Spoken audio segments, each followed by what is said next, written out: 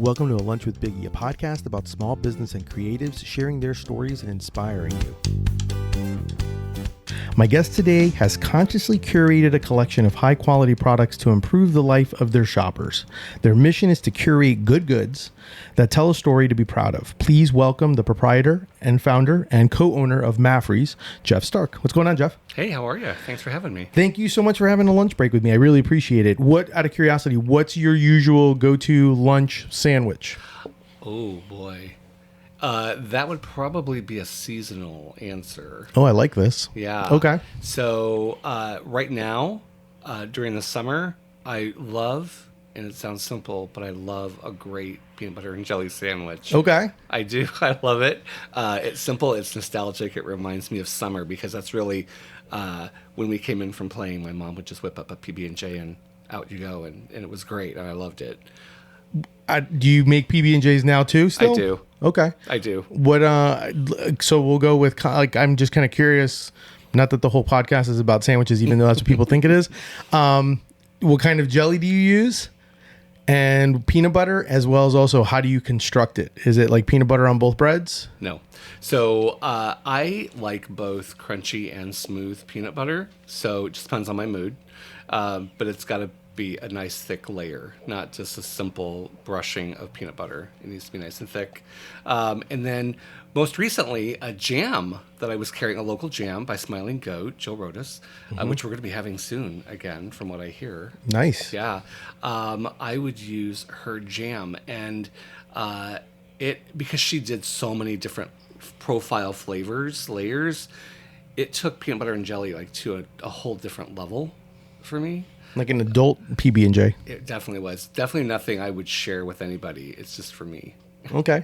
And do you put peanut butter on both sides of the bread or just one? Just one. Okay. Great. Yeah. And then I know that's a summer thing, but just out of curiosity, my podcast tends to be evergreen. So like, do you have like a fall or a winter? Are they pretty much different as well? There absolutely is a different. And it's actually another local maker, Tau to Cheese. Their grilled cheese sandwich changed my world. I had it a couple years ago at Ivanhoe Brewing, and with a side of their tomato soup, and I'm from Michigan, and so it transported me back to just up north in that, the color bursts and, just the smell of fall and that cozy, warm feeling. And they know how to do grilled cheese. They do. They actually were a podcast episode a few weeks ago. Yeah, a few episodes back. So yeah, their story is amazing to hear and listen to. So yeah, definitely a good plug, by the way. Yeah. So those are my two. Okay. You got two classics. Those are like the two most popular classics: the grilled cheese and the PB&J. I laugh because some people are like, "Well, I'm sorry, I'm boring." I was like, "No, those are the most common answers that you usually get." So no, that totally makes sense. So tell folks a little bit about how you and Matt decided to start Maffrey's in 2020. Sure. So, it actually started from something that wasn't so pleasant. I was laid off in late 2019 from a 25-year career with Disney. With the mouse, yep. Yeah, with the mouse. And, that's not unheard of to be part of a RIF, a reduction in workforce. I had in 25 years, I was ripe, fruit for the picking, which ended up being the greatest gift I've ever received. So fortunately for me, Matt has his own career. He's a travel director. He works for a company outside San Francisco, and so there's that, and we're good with that. So when I got my news, this plan that I had for many years. In fact, I found a journal from 2008 that had, because I keep journals, from 2008. And I just showed Matt recently the layout of the store that I had mapped out, and it was scary how familiar it looked. It was pretty. So it took a while, but you manifested it. I absolutely manifested this. So it had always been a pipeline dream, and I think the universe finally got tired of hearing me, want this dream to manifest itself. And so what you're looking at is, or when people come into the store, this is my severance package. So I got paid to start my dream. I got paid to finance this endeavor. That is awesome. Yeah. And so the way we came up with the name, and we had established this name a long time ago. When we first started dating, we would text each other at the exact same time, almost with the exact same messages. We would, when we FaceTimed, because he traveled for work, we'd have the same sort of topics to talk. It was weird, so we started calling them Maffrey moments. And when we decided to open up the store, we were trying to think of a name, and we said, it's got to be Maffrey, because it's a combination of our names, Matthew and Jeffrey. We go by Matt and Jeff. But and we thought, well, no one's going to know what a Maffrey is, so we've got to really do our homework on how to market this. Which I don't know, we did a great job on. No, that. I think it's great. It's funny because that was one of the first things I always have a conversation with my wife when I have a guest, and I'm like, hey, what do you think? She's like, I want to know how they came up with it, even though we knew that it was a combination of both your names. Mm-hmm. But she's like, I want to know how that all kind of happened. Mm-hmm. So one of the things that I kind of wanted to chat with you a little bit about was, like, there's some things that I find very interesting. Like, one was, I know that your tagline and kind of how you guys started, what you originally started, and I'm kind of curious since you brought up the journal. So I'm going to go with this, and then kind of we'll lead there. In your journal, and when you were writing about what you wanted to do, I know that in my research looking, originally, your concept of your store was originally going to be a men's boutique. Mm-hmm. So in your journal, was it going to be a men's boutique, or was it actually this type of storefront? And I'm kind of curious on, like, where that, like, let's talk a little bit about the origin story of how you went from wanting to do a men's boutique type store, because obviously we'll do a little quick back thing before you go is, you have an extensive experience during the time that you worked for the Mouse. That was what you did. You did merchandising and kind of like boutique type, experience. So therefore you have quite a bit of experience with it, but I was kind of curious what made the pivot of going from, I want to do a boutique, men's type style boutique too, and then this will be a perfect way for you to then tell people, like, what they would expect and where you came from that to what your store is, what Maffrey's is now. Right. So that's actually quite a story. So the one thing that made my husband and I fall in love with boutique shopping in general is when we traveled, we would always look for the places like in Ivanhoe Village. We wanted to know, where do the locals shop and where are the local boutiques? And so we love this kind of shopping. So we were on a weekend getaway to St. Augustine, and we were going down St. George Street, which, has its chains and, different things. But we stumbled into a store called Mustache, and it was a store just for men. And it had the most unique product I had never seen anywhere. And Matt and I are always looking for, men don't get a lot of accessories. No. Cool accessories. Correct. And so we walked in and they had, whiskers, the shoelaces that I carry. They had the Duke Cannon. They had, you could customize a belt. They had really cool messenger bags. They had all the shaving accoutrement. They had bracelets. They had every widget and gadget for guys that you could think of. They had it. And I said, Matt, Orlando doesn't have this. How do we not have this? And so we fell in love. We spent a bunch of money. So anyway, that was back in 2016, somewhere in there. But that was always in my mind. And so ultimately, when 2019 happened, my layoff, I said, let's do this. Let's do this men's store. And so we secured a spot down the way here, not in our current location, but just down by the North Quarter, which that in and of itself is a story about how we secured that spot. We need to talk about manifestations. So we decided to open up as a men's store, and so I was doing all my research, and I was finding wholesalers, and I was looking, and a couple of the sites that really cater to wholesalers.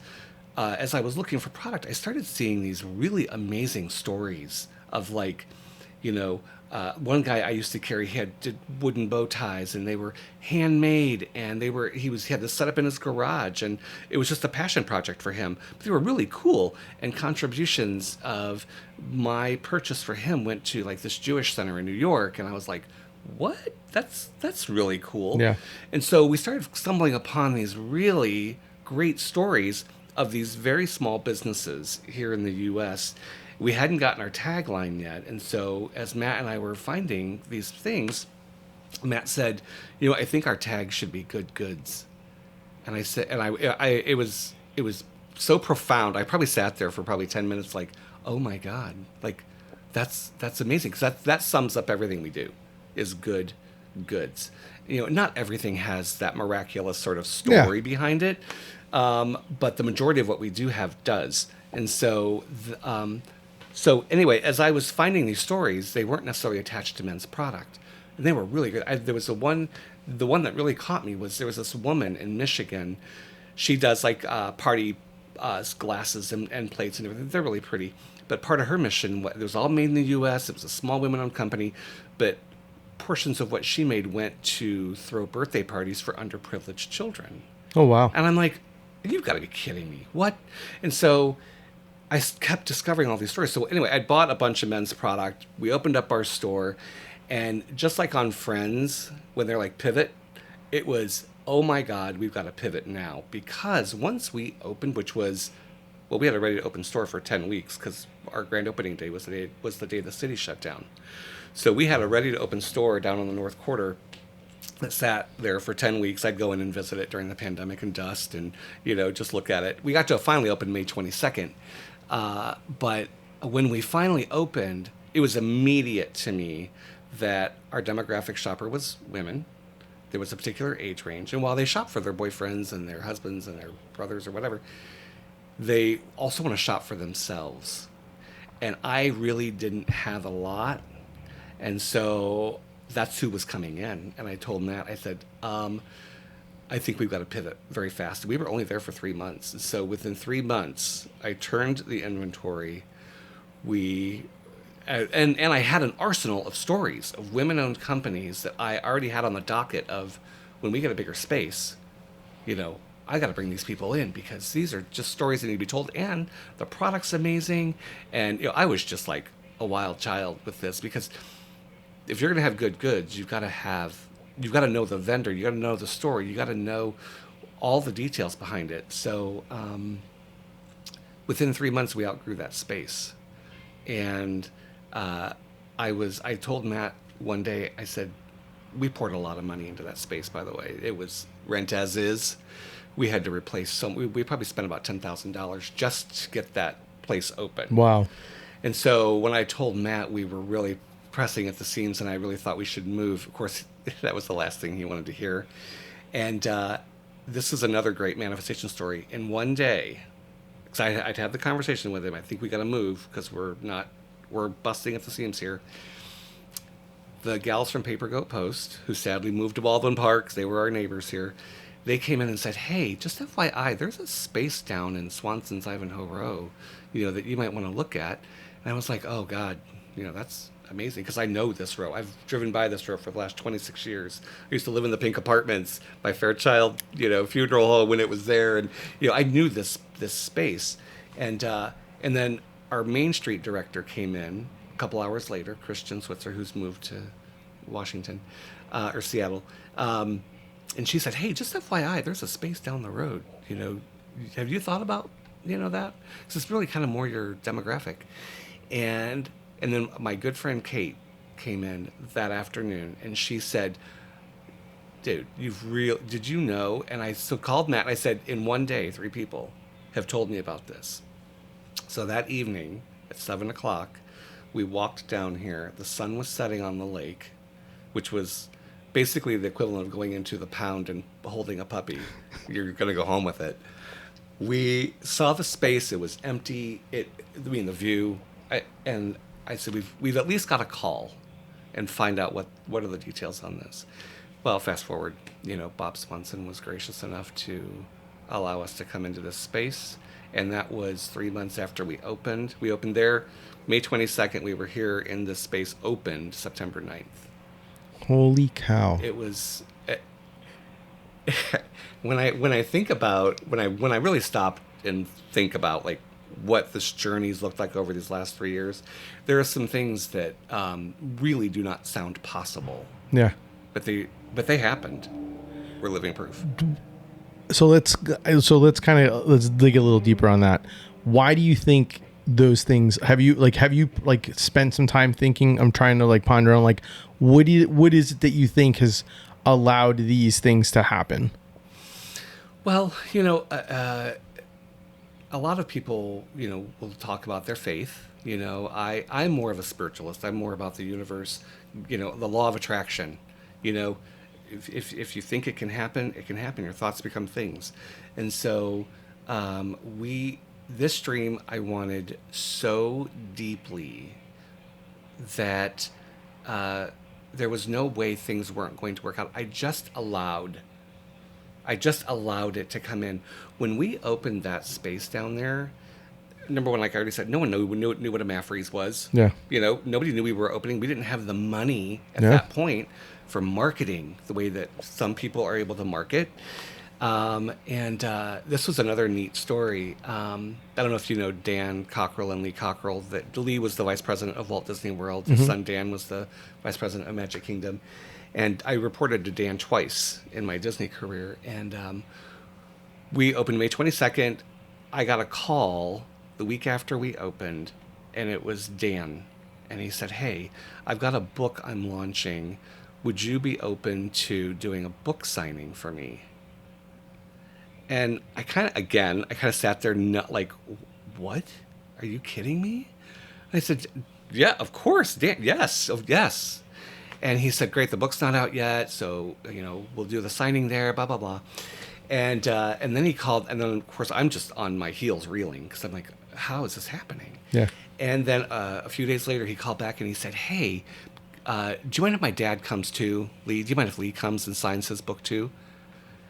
I said, "Dan, of course."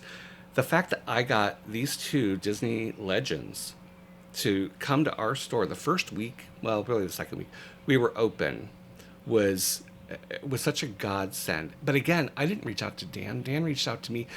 Again, it was just, I was allowing whatever to happen, and good was just pouring out of everywhere. People were coming out of the woodwork to support us, to help us.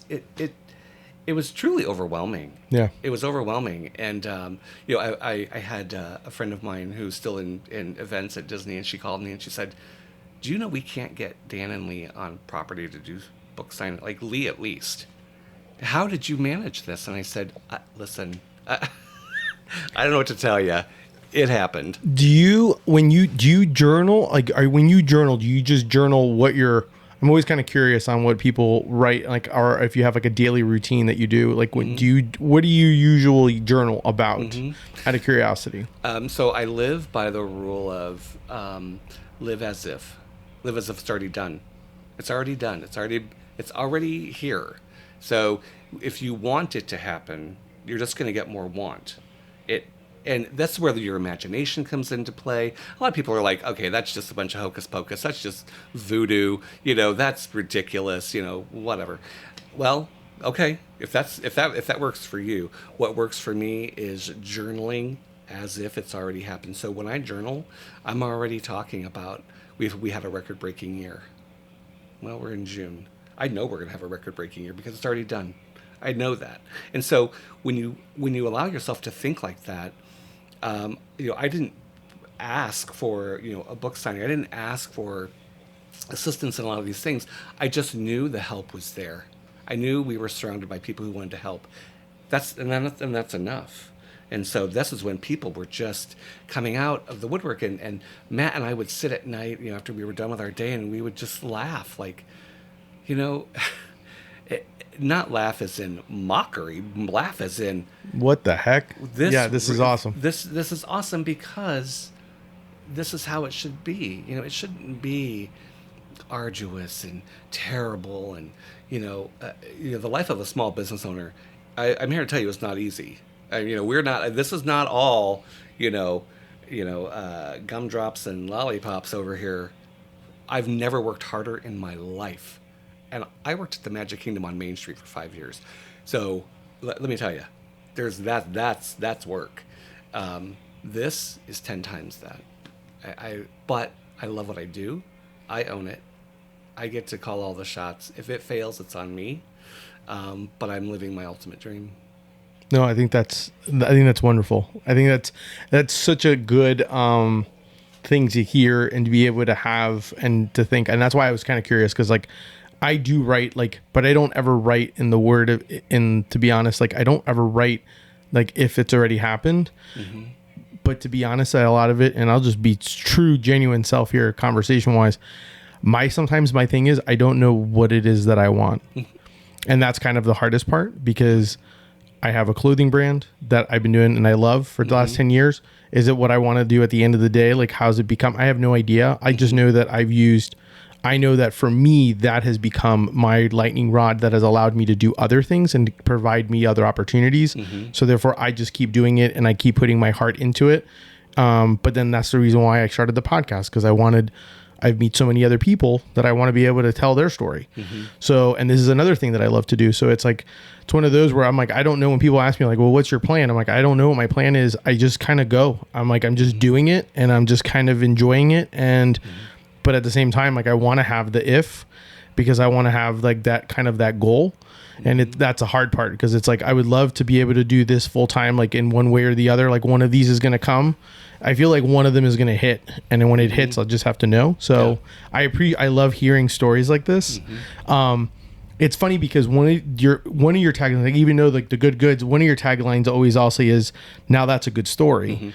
And that's one of the things that I do appreciate when I come in to your store, because you always have a story about like, oh, this vendor has this. So tell people a little bit about how, because tell people a little bit about the layout of your store, because like your store is, I would say, let's say it's a square. Let's just say, even it's a little, has some angles or whatever, but let's just say it's a square. And the way you kind of do it, and that's one of the things that I love about this store when I come in, because that's something, and we'll kind of talk about how the differentiation of being able to have, because there are many stores in Central Florida that kind of have their own flavor to it. Right. But so my question to you is, how would you describe, if someone were to walk in, because it's seasonal, I would also say, how would you describe, if you were to walk into your store, what can they expect? Because there's a little bit of everything in the store, and then kind of talk a little bit about the thought process, even though I know it's part of like what you've kind of done for a long time. So that thought process you have that knowledge of like store layout, boutique stuff, type of thing like that. But just talk a little bit about that, and then also about how you kind of, what your thought process is when you're kind of switching to different seasons, or how often do you change the store? Right. So that is a loaded question. So I think, what's most important to me is when somebody walks in and their first sort of 10 seconds is a good, overwhelming feeling. Like, ooh, I'm going to be here a while. Kind of, feeling, because they can immediately tell that it's not one thing in here. We're not a particular lifestyle here. We're not a particular anything. It's a collection of stuff. So, I work hard at lifestyling.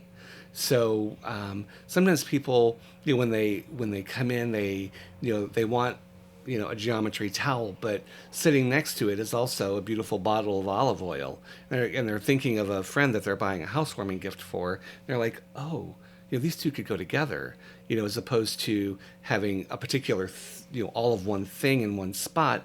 It's important to make sure that people see how things work together, and that's really what you'll see is when you come in, that you'll see an item that coordinates to a very different item, but they work together, and you may only want the one item. Great. But it also prompts you to think, oh, I could use these together. I could give these together. I could keep this one for me and give this to someone else, kind of thing. So I think it's really about lifestyling the store in a way that people see functionality. Does it make sense? No, it does make sense. So like right now, to give you an idea, like if you were to walk in, like now, the one thing that I like is that you got, and it obviously, like I said, there is flavors to it, how it changes. How do you go about seasonally to kind of go? Because right now, obviously, there's a lot of, I would say it's a lot of bright, like there's a lot of bright colors. Obviously, we're in like that summertime, so obviously you kind of have like an area, I would say like the back of the store kind of has a definitely kind of a great Florida style, Orlando, Florida theme, where it's like, hey, if you want something whether it's like your zip code, or you want something that's kind of like very, or kind of like, it's like one of those things. The best way for me to describe it is how I look at it is, it's one of those things where either whether you're a tourist or someone that lives here, you want it in your house because it's like it's something that represents, that's very like, it's like a great thing to have. Like, it's one of those where like I would, if I was visiting, kind of like what you did from like your thought process. So it's like, it's a great example in the sense of like, that's what I see with a lot of the things in your store is kind of that exactly. Like if I were to go travel, I would want a store like this where it gives me a flavor of, because you do have representation of stores and products from Central Florida, but you also have other things that just have like a great, like, wow, this is just another great small business, and another great, kind of thing. And and those are the things that you remember when you finish shopping, because then when someone goes, oh, cool, I really like this, then they'll then go, case in point, we'll use the example. And I don't even know what it's, the cherry pit thing. The cherry pit. Oh yeah. Tell people a little bit about, like, to give you an example. So I came into the store. You and I had talked about it, and you had told me that you had just bought this because I had bought from you originally something, I forget what it's like, an eye mask that weighs. It's like a weighted eye mask that has a beautiful smell to it. And then you had just told me, you're like, oh my gosh, I just bought this this cherry pit.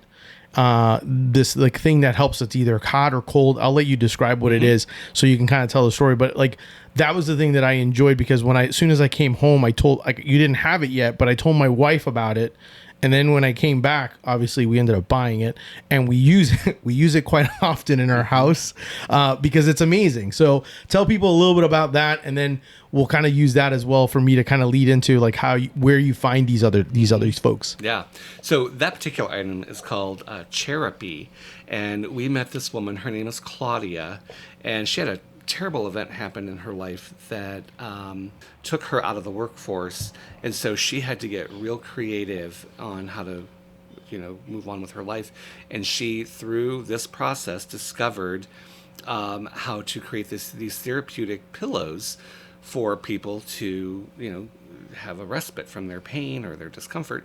And so she secures recycled cherry pits from the great state of Michigan, my home state. So that was a connection for me right there. Okay. And so she puts them into these longer pillows and eye pillows, and she's got a ton of great patterns and things. But the great thing about them is that, and I didn't know this until she told me, that cherry pits can be microwaved or frozen, and they hold heat or cold for an extended period of time. And when you use these bags, the hot and the cold are giving you relief, but also, like, if you're putting it on your back and you're leaning up against it, you're getting sort of that feel of the cherry pits. Yeah, someone's kind of like digging into your back a little bit in the best way. Yeah. And so these things, we started carrying them last fall. I still carry them because they do so well for us, and people love these things. But again, she was a women-owned company. It's recycled, so it's got a great eco-friendly story. It's so useful. They're beautiful. Everyone can use one. I mean, it just that's the definition of a good story. And to me, that I also think it's nuts, because I'm like, who would have thought recycled cherry pits? Like, you know what I mean? Like, people are like, you're like, who knew that? So, Mike, where did you come across? How did you find her? Where did you find her? So we found her at a show in New York called New York Now. We really don't go to shows. So, because what I don't want to do is find things that are mass produced, made in China, that the big box stores are going to carry. I don't want any of that, because you can get it there, and you're going to find it at a better price than what I could offer it for. So when we only go to New York for shows, we are looking for the needle in the haystack, and she was the definition of a needle in a haystack. Yeah. And some of the vendors that we've met in New York are, I sort of quiz them, what's your social story? Do you have an eco-friendly component? Where are your items made? Do you own this, or are you just a rep? Like I want to know because someone's going to ask me. Because once you put out there good goods, or you start to have a statement like this, you gotta back it up, and you better have the stories. Yeah. But there's also another show in New York that we go to more. It's called a Shop Object, and it's a curated show, and it's not really for the masses, and it's really these unusual, really cool vendors that have the things that you'd find off the beaten path. And so that show's really good. So we go to that one more than anything. But there are there's one really great website that I use. It's called Fair, Faire. And they are sort of the warehouse of wholesale. And what's so great about them is that I can filter out all the noise. I can tell...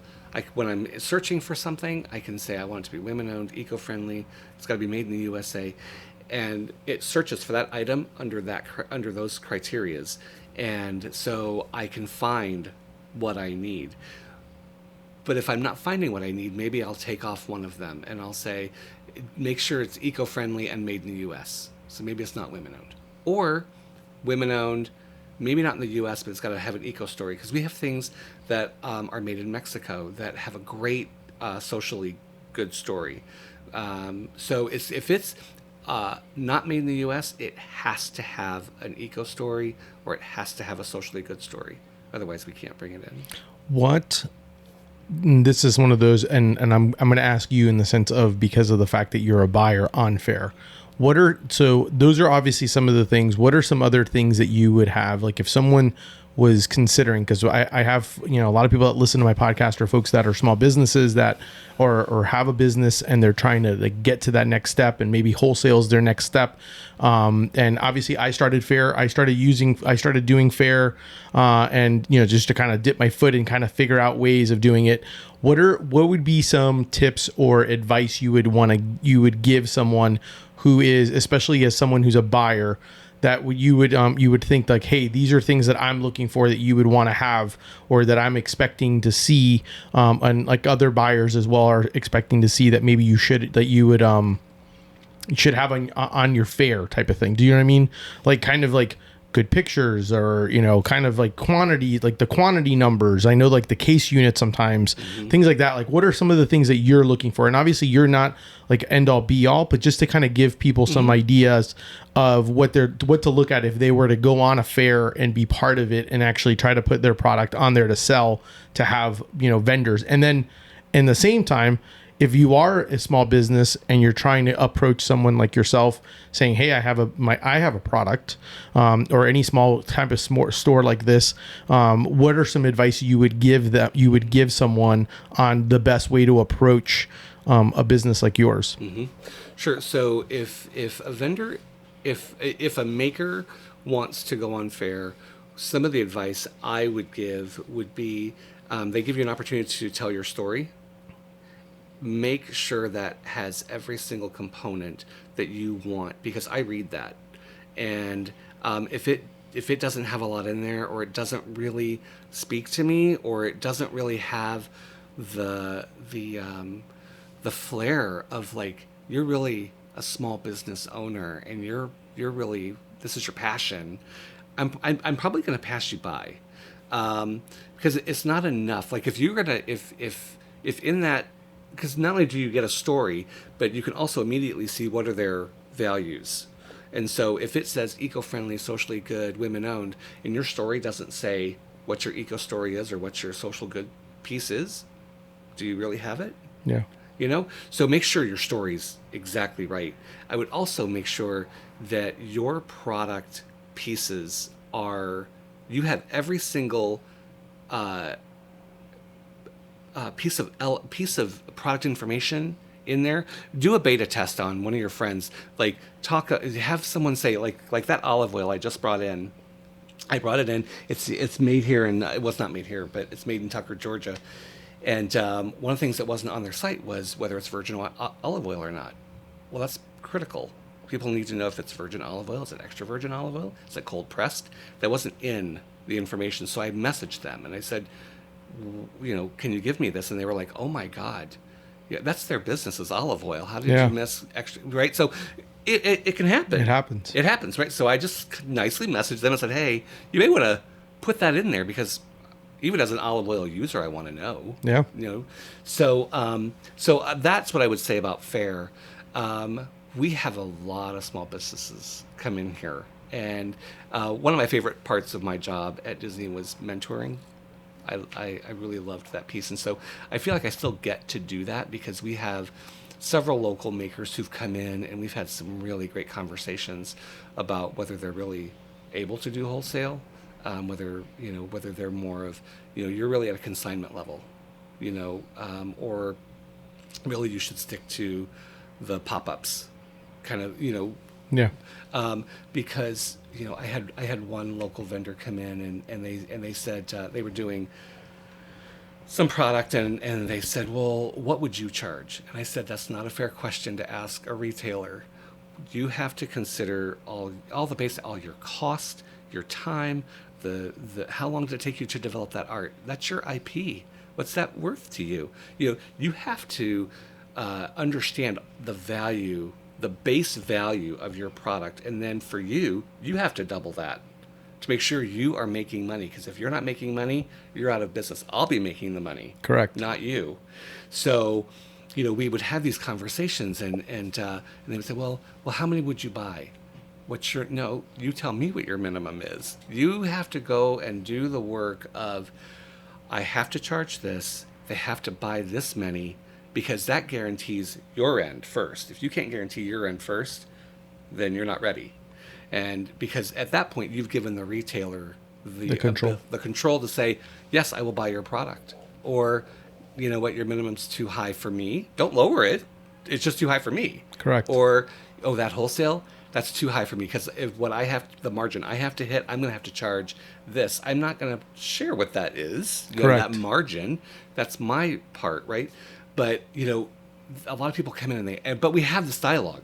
And so I'm happy to educate small business owners who are thinking about, I really want to get on your shelf. How do I get there? Well, here's some things you got to do. And it may be a year or two of doing pop-ups and getting, filling your coffers, so that you can start to broaden your production bigger and bigger. These earrings right here by, sorry, the listener can't see these. That's fine. But earrings by the register. Yes, earrings by the register. They're by a company called McGee Planet. And this young lady came into the store about a year ago, and she had those Etch-a-Sketch earrings on. And I was ringing her up, and I said, oh, my gosh, where did you get those earrings? Because that's exactly the kind of stuff I want to look at. It's if it, catches my attention, I want to carry it. And she said, oh, my husband and I make these. And I said, you're kidding me. I said, do you do wholesale? And she said, no, we're not there. And I said, oh, wow. I said, if you ever get there, take my card. But if you ever get there. So her and her husband went to SCAD in Savannah. They're very talented. And she has an Etsy shop. So I would check her Etsy her Etsy page. And about 6 weeks ago, she emailed me. And she said, we're finally ready to do wholesale. Do you remember me, first of all? And I said, I absolutely remember you. Congratulations on getting to this place. And absolutely, I'm going to place an order. So I ordered probably 12 styles. I'm down to 8 because I've already sold out of 4. So they're just really cool. But they knew what they were doing because she knew immediately they weren't ready for wholesale. She knew what they had to do, and she knew at the right time to reach out. And her minimums and her wholesale was in line with what I could do. It was a match. That's great. No, I think that's super important to be able to understand that and know what you can do and be able to have that, because obviously nothing worse than, I understand when you're a small business as well, but when you're a retail store and you're like, well, I need this, do you have this? And you can't, then it's kind of, and there's a give and take when it comes to that as two small businesses working together. Mm-hmm. So I totally get that. Yeah. That's definitely one of those things. So I brought it up earlier, and I'm kind of curious because there's obviously there's a few stores. I will say there's a few known stores in Central Florida and Orlando that are kind of like gift shop type places where you can come and know you're going to get kind of like an assortment of different things to be able to buy, not just for one person. Mm-hmm. How do you guys? and from my conversations originally when I had Sarah from Good Crowd on, one of the things that I appreciated was the fact that she mentioned that one, you guys kind of have like almost like a group text. You guys kind of, there's a kind of a level of camaraderie, I would say, or at least understanding. But my wife always figures out, because my wife loves shopping at all these stores. She's always amazed how you guys don't there's not as much of an overlap. How the heck does that happen? Because some things do kind of overlap onto some of these on some of your businesses, your shops, because there are some similarities on some things. How do you guys go that route? Like, how is that done? Because obviously, as much as me as a small business wants to be everywhere, I also have an understanding where it's nice because each store that you go to, you're going to get something. You may see a flash of here or there of things, but for the most part, everyone has their own taste. I'm always kind of curious about that in a community aspect and how you guys handle that. Right. So that is a great question, because, me being new as a small business owner, I didn't know how it worked. I'd never owned a small business before. Yeah. So I had to learn very quickly that, number one, this is a community. And Sarah has a great quote, and I've shared this with her, that I really thought this will always be with me. She said, community over competition, which that I think is a great way to, that's a great mantra when you think about how you're going to be a small business, especially here in Orlando. And we have bungalows all over Orlando. There's College Park, Milk District, Audubon Park, us, and so each one of us is uniquely different. And I think what's one of the most special things about Ivanhoe Village is that we all talk. We care deeply about each other. And so when you think about that, when the lines of communication are open like that, you can talk about, what are you going to carry? What are you working on? What are you doing? And it's not, it's not to sabotage anybody, or, I want to stay out of somebody's lane. Yeah. Is what I want to do. That's ultimately, in fact, down at Air Home, Zach and Kelly own it. It's a beautiful store if you haven't been there. And he and I were chatting one day, and we were both going to Shop Object in New York, and he said something about ornaments for Christmas. We were doing our Christmas buying, and I was going to go into a whole lot Cody Foster ornaments, and he mentioned, just through conversation, that that was something they were going to focus on. They were putting up, and he said, we're going to do this gorgeous tree in the window, and it's going to be full of Cody Foster ornaments. And I said, I'm so glad you said that, because I was about to place an order for Cody Foster. And now some businesses may go, well, I'm going to order it anyway, even though it's 2 doors down. Yeah. That, to me, that's not a good neighbor. Yeah. You're just going to cannibalize each other's business. You're not going to win either. Yeah. Yeah. So I said, I'm so glad you said it. You take that. I'll do something else. And we did. And so, we're all connected on Instagram. As Sarah mentioned, there's 9 or 10 of us that are on this thread, and we're there for moral support. We're there for business questions, and we do talk over that thread. But, I'll watch. I know Sarah does a great business with Corksicle. I'm not going to carry Corksicle. That's her lane. That's something that she really does a great business in. So why would I do that? I'll find, I carry Tervis, another great American company. So I don't know that we specifically sit down and go over line items. Yeah, obviously. But I think all of us visit each other. We all talk enough that we know that we know where our lanes are. And you're right, there is some crossover, especially maybe with a local maker. But that is one of the things I talk to local makers about when they come in and we chat about whether they're a good fit here or not. One of the first things I ask them is, where else are you carried? Because if, we use Good Crowd as a lot of examples here, but if Sarah carries it and I carry it, that's probably okay. Correct. Because we're far enough apart. But if they're pitching to someone in the North Quarter or on Virginia or even down from me, no. I mean, and not as in, no, I'm not going to carry your stuff. How dare you? Yeah. It's doing you a favor too, because again, we'll just get into cannibalizing. Correct. So, we used to have over, I think this store the local makers we had in here when we first opened, because we opened post-pandemic, there weren't pop-ups. And so we were the home to a lot of vendors, local makers in here.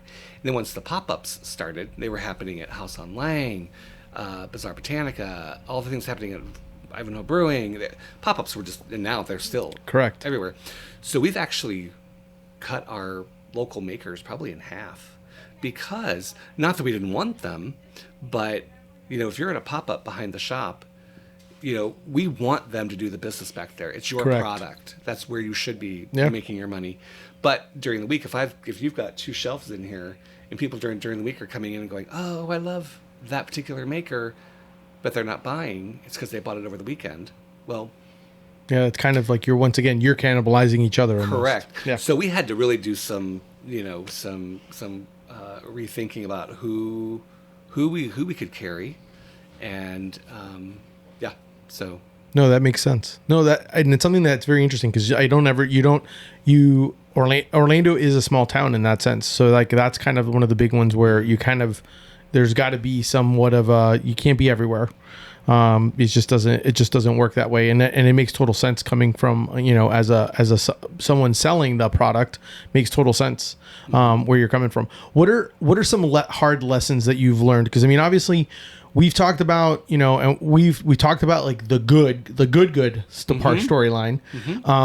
What have been some learning lessons that you've had, along the way? Because, I mean, I guess my first one was it difficult when you had to leave a lease of one and going into another? I mean, like there's some things on there, like what have been some of the things that have been, I guess, learning lessons.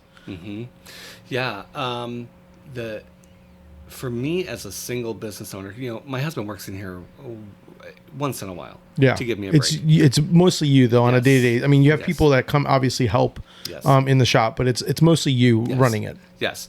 So I would, if I could go back and tell myself 3 years ago some good advice, it would be listen to your husband more, because I was so anxious when we first opened that there was a lot of pressure on me. I put a lot of pressure on me, and so I was trying to run it as a Disney business, and that's all I had to go on was my Disney background. Yeah. Well, I'm sorry, that little shop down there was not in need of a Disney-fying. It just wasn't. And so he came up with things that were really simple that I thought, no, how could we possibly do that?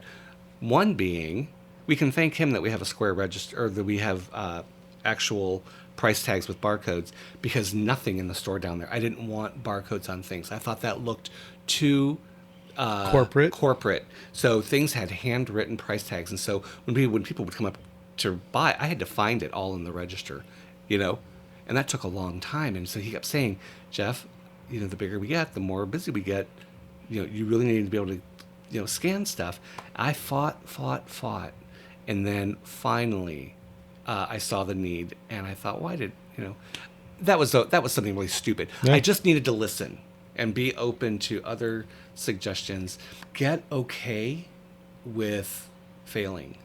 Just get okay with it, and don't sit there for a long time. If something happens, and it will happen, don't sit there long.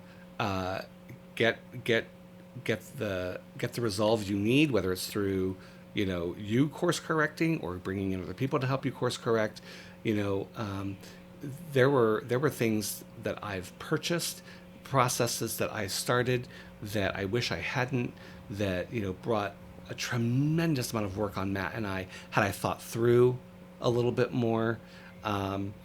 But again, as a small business owner, it's you. It's you. You're making every call and every shot, and so I think just getting okay with things are not always going to be, rosy days. They're just not. What happens when you? I'm always curious about, and obviously there's like always the clearance or a sales section, but what happens when you get like you think, oh my God, this is amazing, and it's a total dud? Yeah. What do you do with those besides, because obviously you purchased it, you have it, they're yours. So now what do you do? I've never bought anything that wasn't a big seller. I'm kidding. I'm kidding. Oh my! Just look at the sales section beside you. You know when, and that's it. You know, the real challenge for a buyer, as any of our little small business owners here can tell you, is you can't buy for yourself. What you buy for is your gut instinct in, you know, trends that you know are happening. Get good with retail publications. Um, Talk to if you've got reps in the area, talk to them because they've got a real heartbeat on what's, you know, coming for fall or winter or spring or whatever. But when you buy something, I call it a dog, you know, and I have bought some dogs. It is a lesson in, you know, kind of sitting back and going, okay, so why did it fail? And just moving past it, mark it down fast. If you've had it for probably, you know, lifespan of, you know, 3 or 4 months and it's not sold, get it marked down because you can at least get your cost back. Yeah. You know, to reinvest in something else. But there are things that I 100%, I was like, that is amazing. And oh my, those matches. I got some towels that had funny, snarky sayings on them. Snarky and funny are big in this store. Yeah. That particular brand, it just didn't resonate with people. And even marked down, I'm not moving it. So I'm like, okay, well, so now I've got to take giving them as a gift. Right. Well, I'm either giving it as a gift or now I've got to dip below my cost. Yeah. And so when those sorts of things happen, don't panic, don't freak out. Try to get your cost back. If you've got to dip below your cost, you have to do it. But you know that's when your profitability starts to, you know, if you've got your eyes set on this year, I want our profit to be X. Those have got to be rare, you know. Or one of the things that Stacy down at Yay showed me at one of the sales we did, and I completely stole it from her, and she's okay with it. Is we did surprise boxes, you know, and for one set price, like a mystery box, and it's just got all these little goodies in it, and people love them because there's really great stuff in it. Yeah, really great stuff, but it's a mystery, and you know it's just fun going through it all. And so we just did an event in March called Leftovers and Lemonade. I remember that. Yes, and I had 20 large surprise boxes and 15 small, and I was out in the first 45 minutes. They were gone, and they were 20 and 15, gone. And people, you know, stood there and undid it, and you know, or I saw people over sitting on the ground, you know, going through it, and they were squeals of joy, and you know, whatever. Yeah, but it moved through a lot of that stuff. So you got to get creative. No, that's smart. You got to get creative. Super smart. What do you? So obviously you spend a lot of time here. Mm-hmm. But what do you do outside of here? What do you do for fun? So one of the things that Matt and I do is we spend a lot of time with our tribe. You know, it's a very small tribe, and they're our closest and dearest people in our lives. They're our chosen family, and we spend a tremendous amount of time with them. We also love to travel. We're heading to Key West in about 2 weeks, just a Matt and I time for, you know, a long weekend. And so we do that. We also we give ourselves we just started back at Orange Theory, so you know, after the pandemic, both of us got very sedate, like a lot of people, and put on those COVID pounds. So you know, we're refocusing back on our health, and so and we also spend a lot of time on our pool, you know, just recharging and just you know, doing simple things. It's simple things. Yeah. I love to read. I'm a big reader. I'm a big meditator. You know, I'll float in the pool and meditate in the morning. Or Matt, every morning, 7:45, you know, the alarm goes off and he says, you got to go meditate. And I do. I get up and I go meditate. You know, so there are simple things that keep me, you know, grounded and keep me sane. Out of curiosity, you and Matt are you both very similar? Is there one more risk averse or than risk taker, like a yin and yang, or are you both kind of pretty similar? How does that kind of work? Because I'm always intrigued, because when you have, it's the importance one of support from your spouse, so important. But at the same time, I also feel like if you're both, I'm just kind of curious, like if you're both the same, then obviously then there's that can kind of almost sometimes not work to your advantage either, depending on what it is, because you could either be too conservative or too aggressive, or too, constantly going, and where sometimes you kind of need that little bit of kind of balance. Right. That's a great question, because if you asked our friends or people who really knew us, they would say that I am the alpha dominant male in in the couple, because I have an opinion about everything. I have a very strong opinion, especially if it's something that I'm hot on. I have things to say, whereas Matt is more calculated in what he has to say, and that's for me, the way I interact may not always. I always draw on him because he's such a great example for me.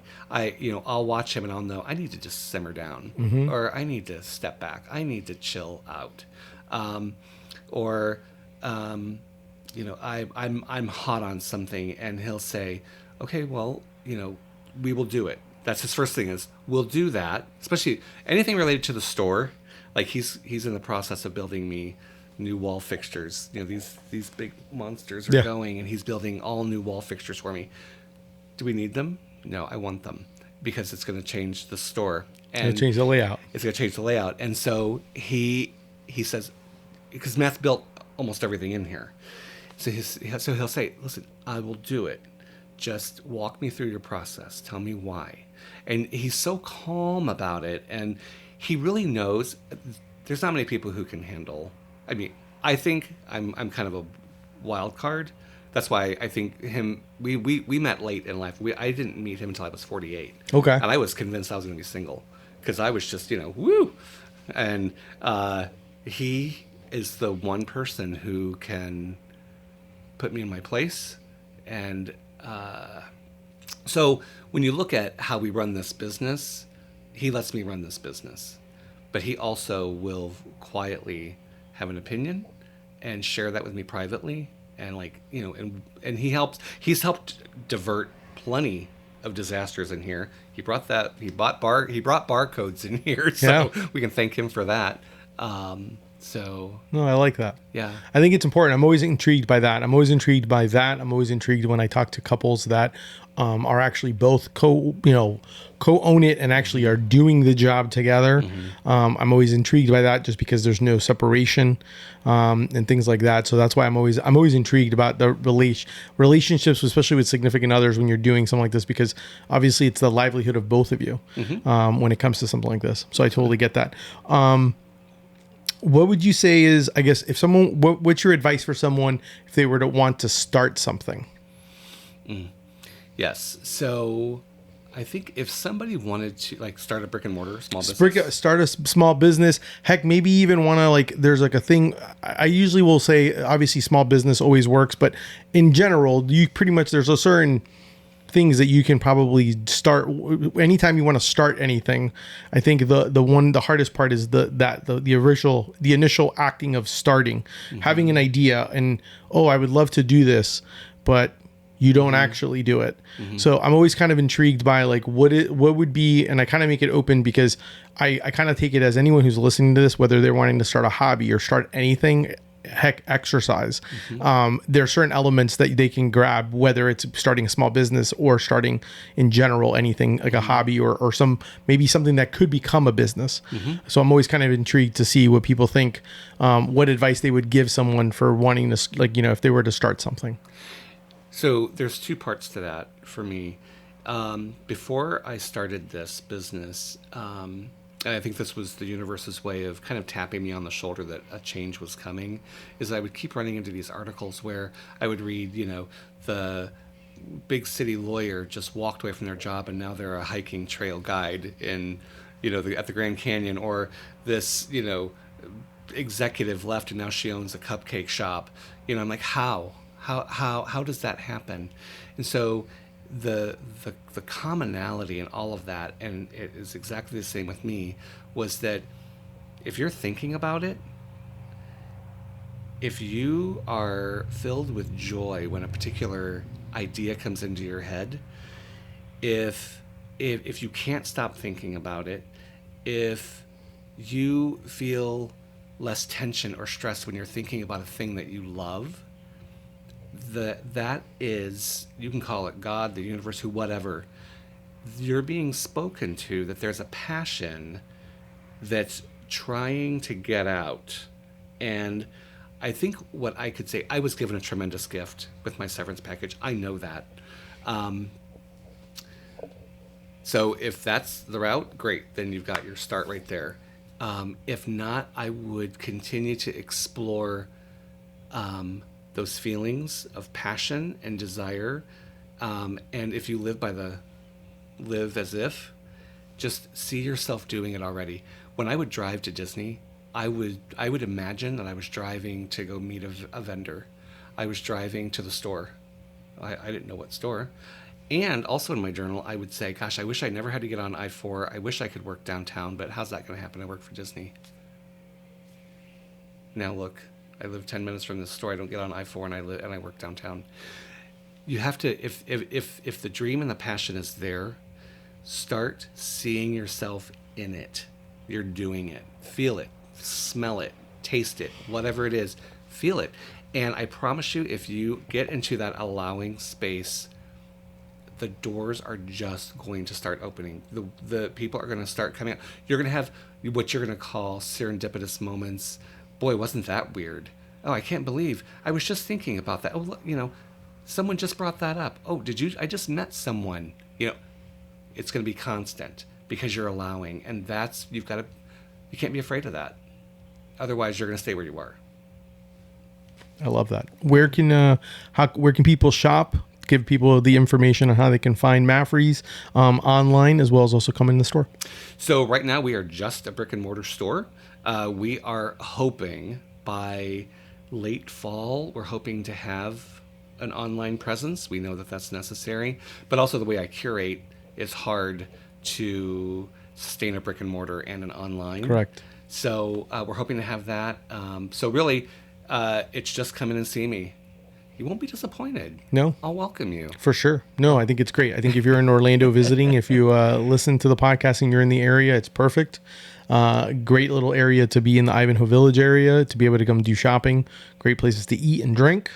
I definitely think it's definitely worth a visit. I know I always come by, even if I come by just to say hi, I come by to check that. And I also like to peruse. I always love to look and see, because you could definitely get lost here when you're shopping. So it's definitely a good thing. I will say, Biggie, and to give you a huge plug is when you think about, Orlando was just named one of the best places in the nation to open up a small business. And I think that's because Orlando, this very special bubble in the state of Florida, has a reputation for community and people taking care of each other.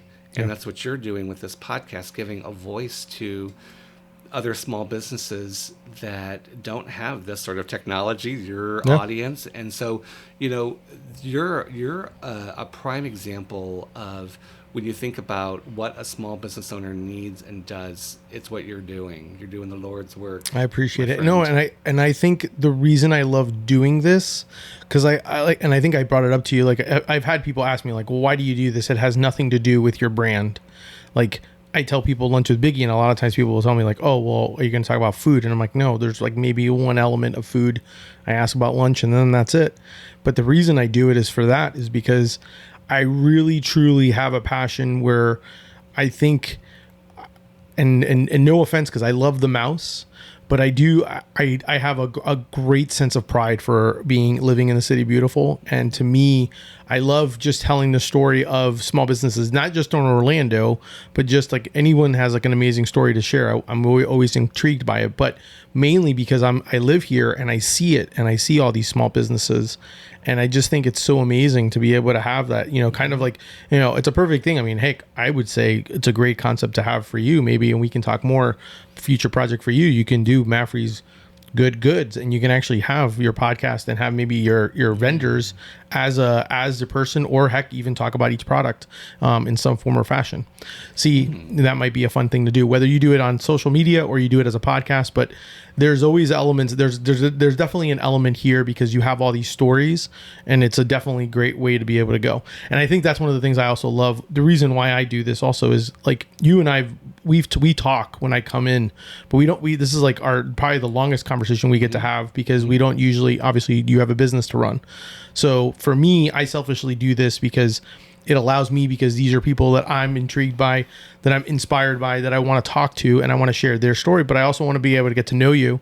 And it's my selfish way of being able to do it.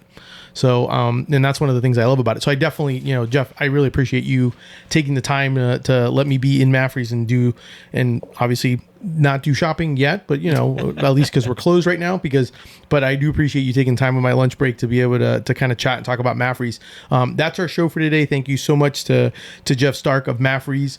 It's Maffrey's Good, or is that Maffrey's Good Goods, and which, by the way, I forgot to mention, you're our 16th local maker because you Am I? brought your cards back. Oh, yes, I do appreciate that. I do appreciate that. And not many places have my cards, because it's like almost like a hidden thing on my website. I don't ever actually have it, so I do appreciate that. Thank you so much for having lunch with me. Definitely, if you're in the Ivanhoe Village area, definitely give them a follow. I would say, if anything, give them a follow on social, just so you can kind of see all the different things that are on here. So that way, if you are visiting Orlando or Central Florida, you have a reason to tell someone, hey, I know this great little shop that I want you to go visit, so they can kind of come in and do some shopping. He does change it during the seasons, which is one of my favorite parts about it, just seeing how the store is going to change. If you want to support, obviously, me, check out my brand, Deli Fresh Threads. Make sure to tell your friends. Make sure, obviously, like I always say, today is National Selfie Day. Make sure to take a selfie with a sandwich or with a shirt on. If you want to support my podcast, obviously, subscribe, tell your friends, share it, do all that. Thank you. Until next time, keep eating sandwiches and follow your passion.